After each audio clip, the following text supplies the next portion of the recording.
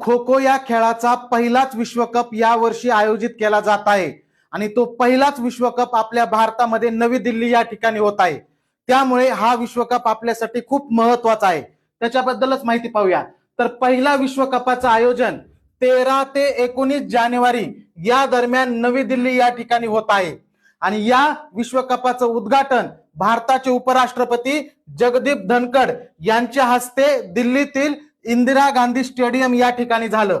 या खो खो विश्वकपामध्ये एकूण 23 देश सहभागी होणार आहेत आणि याच्यामध्ये महिलांचे एकूण 19 संघ असणार आहेत आणि पुरुषांचे 20 संघ असणार आहेत। म्हणजे महिला आणि पुरुष दोघांचाही विश्वकप एकत्रित आयोजित होतोय।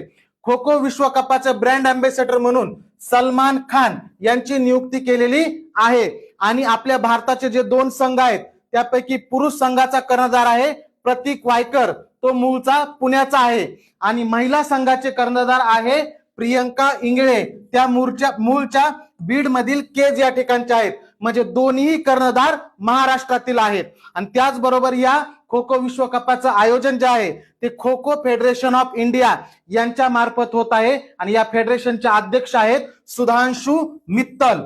धन्यवाद।